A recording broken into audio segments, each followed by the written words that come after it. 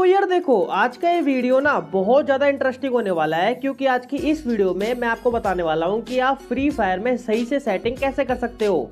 कैसी अपमानजनक बातें कर रहा लड़का, ये अश्लील है ये लोंडा। मेरा मतलब है कि ये जो आपकी कंट्रोल सेटिंग है, इसको आपको किस तरीके से क्या क्या रखना है, क्योंकि आपको तो पता ही है कि ये जो हमारे फ्री फायर वाले हैं ये कितने ज्यादा महान और दयावान है। इनको हर अपडेट में कंट्रोल सेटिंग और डायमंड के प्राइस में कुछ ना कुछ ऐड करना ही होता है। और मैं लिख के दे रहा हूँ कि आपको इनमें से 5-6 सेटिंग के बारे में तो बिल्कुल भी नहीं पता होगा और पक्का गलत सेटिंग में खेलते होगे। जिसको ऑन करना चाहिए उसे ऑफ कर देते होगे, जिसको ऑफ करना चाहिए उसे ऑन कर देते होगे।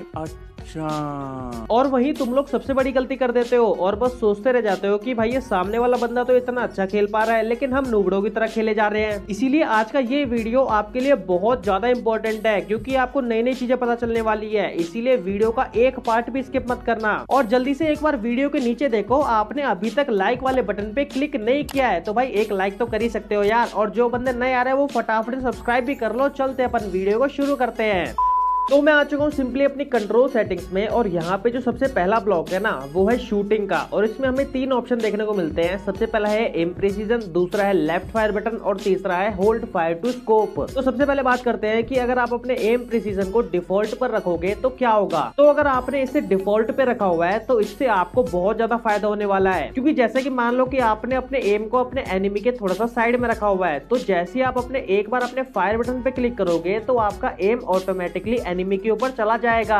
और साथ ही में अगर आप अपने एम को एनिमी के थोड़ा सा बगल में रखकर अपने स्कोप को एक बार ऑन ऑफ करोगे तो आपका एम तब भी ऑटोमेटिकली एनिमी के ऊपर आ जाएगा, जो कि आपको दूर वाले एनिमी को मारने में बहुत ज्यादा हेल्प करता है। लेकिन अगर हम इसे प्रिसाइज ऑन स्कोप पे रखकर खेलेंगे तो तब अगर आप अपने स्कोप को ऑन ऑफ करोगे तो आपका ऑटोमेटिकली एम लॉक नहीं होगा। जहां पर आपने अपने स्कोप को ऑन किया होगा एग्जैक्टली वहीं पर आपका स्कोप ऑफ हो जाएगा। और अगर आप इसे फुल कंट्रोल पे कर दोगे तो आपका एम लॉक 0% हो जाएगा। मतलब आप चाहे अपने स्कोप को ओपन करो या फिर ना करो, कुछ फर्क नहीं पड़ेगा, आपका एम लॉक होने ही नहीं वाला। मतलब अगर आप थोड़ा सा भी एनिमी के बगल में एम को रखकर फायर करोगे तो आपकी जो बुलेट है वो थोड़ा सा बगल में ही जाएंगी, बिल्कुल भी एनिमी के ऊपर नहीं आएंगी। उसके बाद जो नेक्स्ट ऑप्शन है वो है लेफ्ट फायर बटन का। तो अगर आपने अपने लेफ्ट फायर बटन को ऑलवेज पे सेट कर दिया है तो हमारी कस्टम एचओडी में लेफ्ट फायर बटन पूरे टाइम दिखेगा। लेकिन अगर आपने इसे शो व्हेन स्कोप्ड पे सेट कर दिया तो ये आपको तभी दिखेगा जब आपने अपने स्कोप को ओपन करा होगा। स्कोप को ऑफ करते ही ये गायब हो जाएगा। तो इस बटन का ज्यादातर 3 फिंगर या फिर 4 फिंगर प्लेयर यूज करते हैं फास्ट ग्लू वॉल लगाने के लिए, तो आप भी इस बटन का यूज कर सकते हो।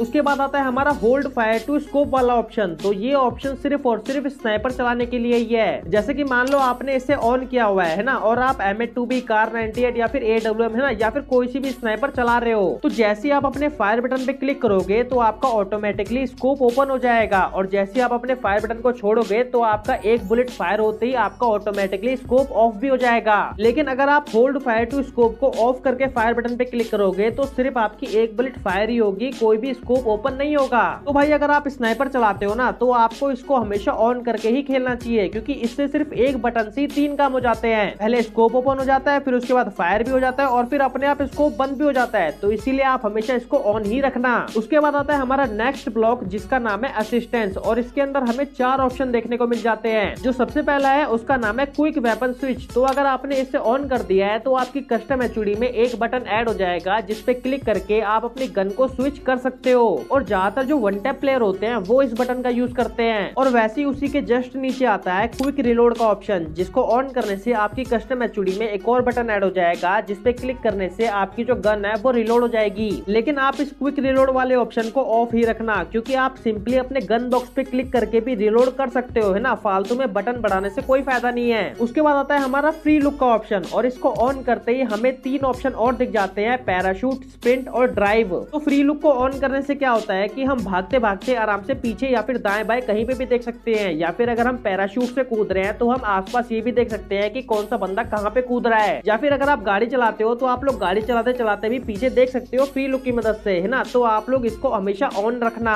और फ्री लुक के नीचे जो ऑप्शन आता है उसका नाम है ऑटो स्विच गन, है ना। तो ये भी एक काफी बढ़िया ऑप्शन ऑप्शन है इसको आप लोग ऑन कर लेना। तो इसका काम क्या है कि जैसे कि मान लो आपके पास 2 गन है ना, और फाइट करते करते आपकी किसी भी एक गन की गोली पूरी की पूरी तरीके से खत्म हो चुकी है, तो अगर आपने ऑटो स्विच गन को ऑन कर रखा होगा तो ऑटोमेटिकली आपके हाथ में वो गन आ जाएगी जिस गन में गोलियां होंगी। लेकिन ये बात याद रखना कि ऑटोमेटिक गन स्विच तभी होगी जब आपकी एक गन की गोली पूरी की पूरी तरीके से खत्म हो गई होगी। उसके बाद आता है हमारा नेक्स्ट स्लॉट जिसका नाम है थ्रोएबल्स, है ना, और इसके अंदर हमें 2 ऑप्शन देखने को मिलते हैं। सबसे पहला है ग्रेनेड स्लॉट का। तो अगर आपने अपने ग्रेनेड स्लॉट को सिंगल स्लॉट पे कर रखा होगा तो आपकी जितनी भी ग्लू वॉल होंगी या फिर जितने भी आपके ग्रेनेड होंगे वो आपको एक ही बटन में देखने को मिलेंगे। लेकिन अगर आप इसे डबल स्लॉट पे कर दोगे तो आपको ग्लू वॉल के लिए एक अलग बटन मिलेगा और ग्रेनेड के लिए एक अलग बटन मिल जाएगा। और मैं भी इसे डबल स्लॉट पे रखकर ही खेलता हूँ, तो आप भी इसे डबल स्लॉट पर ही रखना। और उसके नीचे आता है ग्लू वॉल स्मार्ट थ्रो का ऑप्शन, है ना। तो ये ऑप्शन मुझे बहुत ज्यादा बेकार भी लगता है और कभी कभी सही भी लगता है। तो इस बटन से क्या होता है कि अगर आप इसे ऑन कर दोगे तो आपकी गेम में जो ग्लू वॉल होती है, अगर आप उस बटन पे क्लिक कर दोगे तो आपकी ग्लू वॉल अपने आप ही लग जाएगी बिना फायर बटन पे क्लिक किए।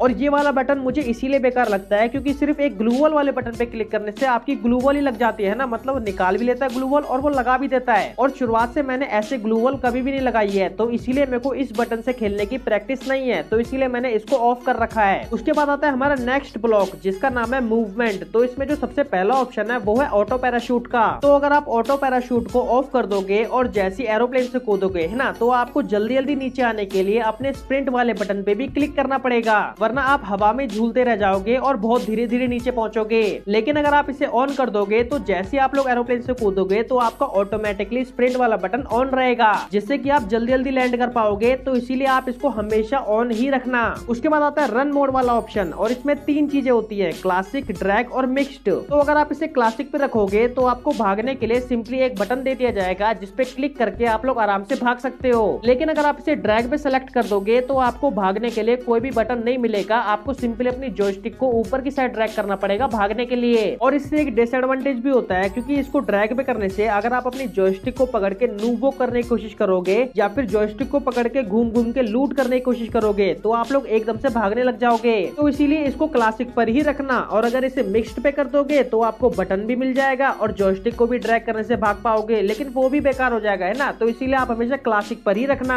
उसके बाद आता है व्हीकल कंट्रोल का ऑप्शन, 1 हैंडेड या फिर 2 हैंडेड। तो इसको अगर आप 2 हैंडेड पे रखोगे तो आपको गाड़ी चलाते समय स्क्रीन पर 4 बटन दिखेंगे, 2 होंगे लेफ्ट राइट के और 2 होंगे ब्रेक और एक्सेलरेट करने के। लेकिन अगर इसे 1 हैंडेड पे रखोगे तो आपको कोई भी बटन देखने को नहीं मिलेगा। आपको अपनी गाड़ी चलाने के लिए अपनी जॉयस्टिक से ही सब कुछ कंट्रोल करना पड़ेगा, और जॉयस्टिक से गाड़ी चलाते समय गाड़ी चलती कम है, ठुकती ज्यादा है ना। तो इसीलिए इसको 2 हैंडेड पर ही रखना। उसके बाद आता है हमारा नोटिफिकेशन वाला ऑप्शन जिसमें सबसे पहला है इन गेम टिप्स। तो अगर आप इसे डिफॉल्ट पे रखोगे तो आपका जो सेफ जोन श्रिंक होने का टाइमर होता है वो आपको पूरा का पूरा लंबा लंबा दिखेगा स्क्रीन पे। लेकिन अगर इसे सिंप्लीफाइड पे कर दोगे तो जो टाइमर वगैरह होता है वो आपको छोटा सा दिखेगा कोने में। उसके नीचे है एलिमिनेशन नोटिफिकेशन। तो इसको क्लासिक पे रखने से अगर आप किसी को किल करोगे तो वो जो किल करने का जो ऊपर फोटो सी बन के आती है वो थोड़ी सी एनिमेशन के साथ आएगी और थोड़ी सी एनिमेशन के साथ ही जाएगी। लेकिन अगर सिंप्लीफाइड पे कर दोगे तो बस वो एक फोटो आएगी और ऐसी चली जाएगी, है ना, कोई भी ट्रांजिशन या फिर एनिमेशन देखने को नहीं मिलेगी। तो अगर आपका लो एंड का फोन होता है तो आप इसे हमेशा सिंप्लीफाइड पे ही रखना।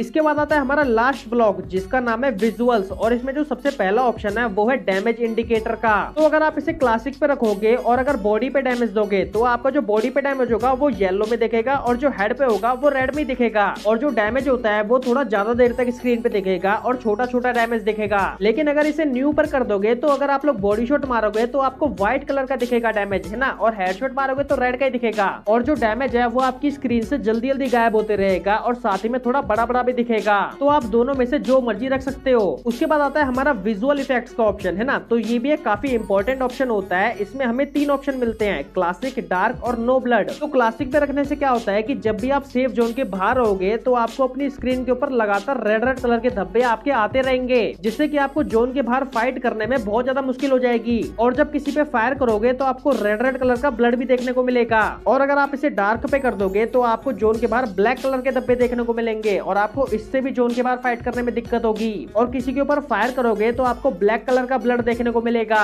लेकिन अगर इसे नो ब्लड पे सेट कर दोगे तो आपको जोन के बाहर कोई भी दाग धब्बा देखने को नहीं मिलेगा, जिससे कि आप जोन के बाहर आराम से फाइट ले पाओगे। और किसी पे फायर करते समय भी आपको कोई भी ब्लड देखने को नहीं मिलेगा, तो इसीलिए इसे हमेशा नो ब्लड पे ही रखना। उसके बाद जो हमारा हिट मार्कर है इसे आप क्लासिक या फिर न्यू कुछ भी कर लेना। और जो आपका टीममेट इन्फो है, अगर आप इसे ट्रांसलूसेंट पे कर दोगे और अपने टीममेट के पास जाओगे तो आपका जो टीममेट का नाम होता है उसकी ओपेसिटी थोड़ी सी कम हो जाएगी, और टीममेट के थोड़ा सा दूर जाते ही उसके नाम की जो ओपेसिटी है वो वापस से 100 हो जाएगी और पूरा का पूरा सही से नाम दिखेगा। लेकिन अगर इसे क्लासिक पे रखोगे तो आप चाहे पास जाओ या फिर दूर जाओ, आपको पूरे टाइम आपका जो टीममेट का नाम है वो पूरा व्हाइट में ही दिखेगा। तो इसे आप जो मर्जी रख लेना, मैं तो इसे ट्रांसलूसेंट पे ही रखता हूँ। और बाकी इसमें कोई भी इंपॉर्टेंट सेटिंग नहीं बची है, बस आप लोग अपने डिस्प्ले में आना और यहाँ पे एकदम नीचे आके अपने गन शॉट अलर्ट्स को ऑन कर लेना, जिससे कि जितने भी एनिमी जहाँ से भी फायर कर रहे होंगे वो आपको अपनी स्क्रीन पे साथ के साथ दिखते रहेंगे एक बुलेट के सिंबल में, है ना। तो आप लोग इसको हमेशा ऑन करके रखना।